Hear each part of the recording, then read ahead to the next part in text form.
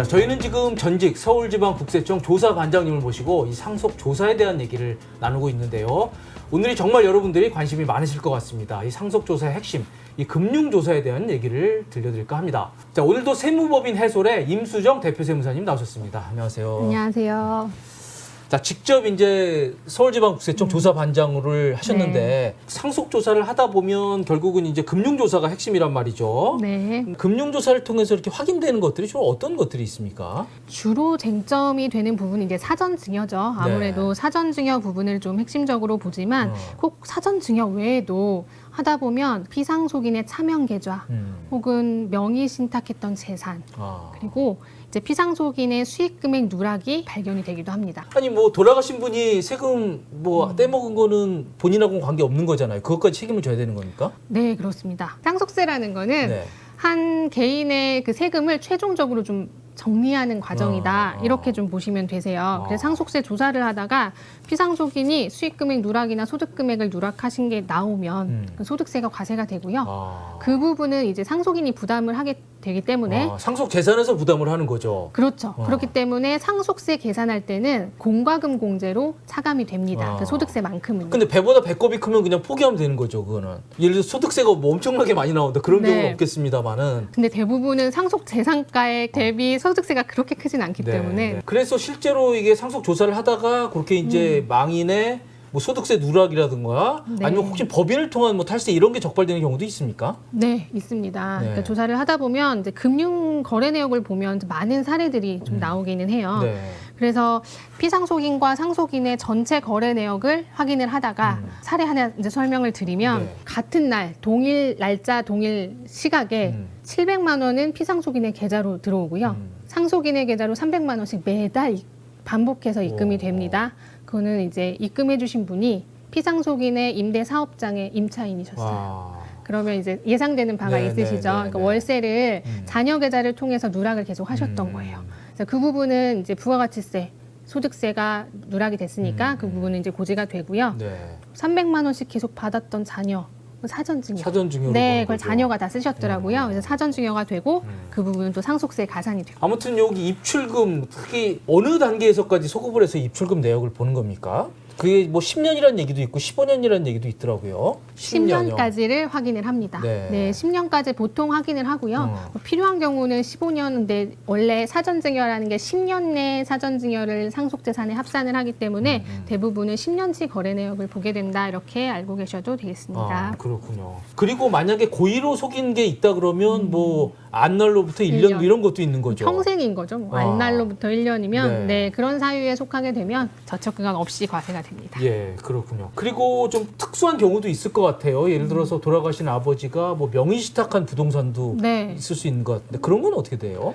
명의신탁한 부동산이 일단 금융조사 하다 보면 또 나와요. 네. 그게 이제 뭐 수표 따라가고 추적조사 하다 보면 이제 명의신탁했던 부동산이 발견이 되면 당연히 이제 상속재산에 가산을 하게 되죠.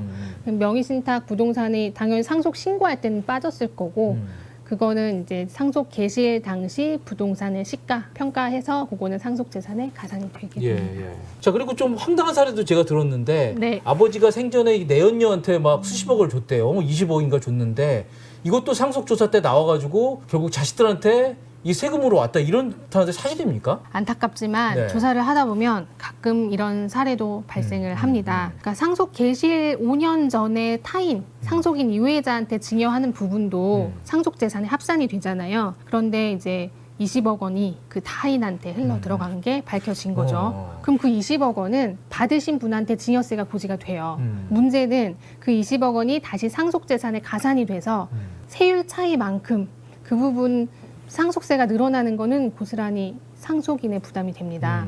그래서 이건 수치로 말씀드리면 20억 원에 대한 증여세가 이건 가산세 다 제외하고 본세만 6억 4천만 원 정도가 나와요. 그러면 이제 받으신 분한테 6억 4천만 원의 증여세가 고지가 나갈 거고요. 20억 원을 상속재산에 그대로 가산이 되면 이제 이 20억 원 이외에도 이제 100억 원대 자산 가셔서 50% 한계세율이 적용이 되셨어요. 그러면 20억이 합산되면서 세금이 10억이 늘어난 거예요. 근데 6억 4천만 원은 증여세액 공제로 빼주더라도 늘어난 금액이 3억 6천만 원이에요. 그건 상속인이 부담하셔야 될 세액이 근데 그 됩니다. 말이 안 되죠. 나는 알지도 못하는 내연녀한테 흘러간 거를 네. 그거 어떻게 해요? 그거는 방법이 없는 거예요. 현행 법상으로는 사전 증여만 받은 상속인 이외자는 상속세 납세 의무자가 아니에요. 그래서 뭐 물론 누진세율 때문에 일어나는 거거든요. 세율 차이 부분은 결국 상속인의 부담이 됩니다. 와, 정말 황당한 경우네요. 네. 그거는 뭐 내연녀한테 민사소송을 했어도 받아낼 방법이 없는 거네요. 뭐 납세 의무가 없다고 하니 뭐. 네, 그거는 그렇죠. 납세 의무자가 일단은 상속세 납세 의무자 자체가 아니에요. 네. 물론 뭐 좀 특수한 사례이긴 하지만 약간의 좀 법의 흠결, 법의 문제도 있다 이런 생각도 간단히 드네요. 예. 자, 그리고 이제 좀 민감한 얘기를 좀 해보겠습니다. 주로 이제 문제가 되는 게 이 배우자 간의 자금 이체, 계좌 이체 이런 것들이 주로 문제가 되는데 네. 합법적인 범위 내에서 좀 문제가 덜 될 수 있는 방법 이런 건 없을까요? 돈은 흔적을 남긴다고 하거든요. 거래 내역을 보면 되게 많은 사실관계들이 파악이 되고요. 근데 이제 많이들 물어보시는 건 얼마까지 괜찮아요? 배우자한테 얼마까지 이체해줘도 문제가 안 되나요? 이런 거 많이 물어보시는데 생활비 규모는 가구마다 천차만별이라서 정해진 기준 금액 자체는 전혀 없습니다. 다만 이제 이체가 됐을 때 아무리 고액이라고 하더라도 그 금액이 다 생활비로 지출된 게 확인이 되면 그건 증여 이슈가 없고요. 그렇죠. 그렇지 않은 경우 생활비 명목으로 이체했다고 소명은 했지만 그게 이제 사용처를 따라가 보니 그게 쌓여서 배우자의 정기 예금으로 남아 있다거나 배우자 명의의 재산을 취득했다거나 그렇게 되면 이제 증여 이슈가 발생을 하게 됩니다. 그렇군요. 한마디로 이제 경우에 따라서 다르다 이런 말씀이신데. 네. 그리고 이제 현금으로 뭐 조금씩 빼서 준다 뭐 이런 것도 많이 하시는데 네. 그것도 뭐 한계가 있는 거죠. 일단 현금으로 빼서 주시면 네. 국세청도 알 수가 없어요. 이 돈이 어디다 쓰였는지 그렇죠. 네, 그거 알 수가 없죠. 현금을 받은 자녀가 그 돈을 그냥 100% 다 소비만 하신다고 하면 그거는 사실 국세청도 뭐 어떻게 할 수는 없는 그렇죠. 거예요. 대부분의 부모님들이 자녀한테 현금을 주는 이유는 자녀의 재산 증식을 위함이잖아요. 그런 거잖아요. 예. 그러면 받은 현금을 자녀가 본인 명의의 무언가를 취득할 때 그때 이제 문제가 되는 그렇죠. 경우가 많이 발생을 합니다. 마지막 질문입니다. 이렇게 상속 조사를 하다 보면 이 아버지가 뭐 부동산을 팔았다거나 혹은 뭐 대출을 받았다거나 그런데 행방이 묘연해요. 네. 이런 것들도 문제를 삼습니까? 네, 상속세에는 그 추정 상속재산이라는 규정이 있어서요. 네. 상속 개시일로부터 1년 그리고 2년 전 내용은 굉장히 중요해요. 전체 거래 내역이 입출금을 전체 왜 이렇게 입출금이 됐는지 다 밝혀야 되거든요.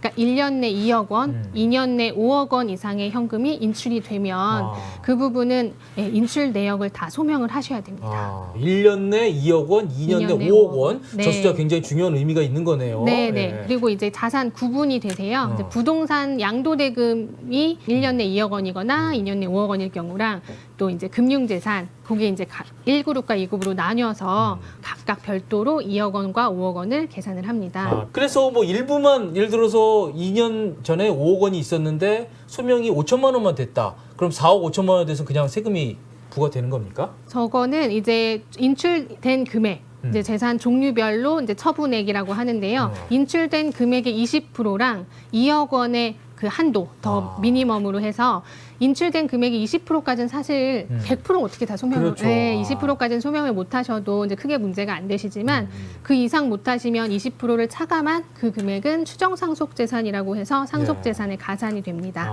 그래서 주로 보니까 이제 부모님이 뭐 예금을 인출했다든지 아니면 부동산을 처분했다든지 혹은 대출을 받았다든지 이렇게 명백하게 돈이 있을 것으로 추정이 되는데 네. 이게 행방이 묘연하다 그럴 경우에 저런 식으로 문제가 된다 지금 그런 얘기네요. 네, 그렇습니다. 예, 이런 부분도 잘 살펴보셔야 될 것 같습니다. 자, 저희는 지금 서울지방국세청 전직 조사관장님을 모시고 이 세무조사 얘기를 나누고 있는데요. 자, 다음 편에서는 이 세금을 줄일 수 있는 이 형제간 재산 분할 방안 그리고 각종 상속 공제에 대해서 알아보는 시간을 갖도록 하겠습니다.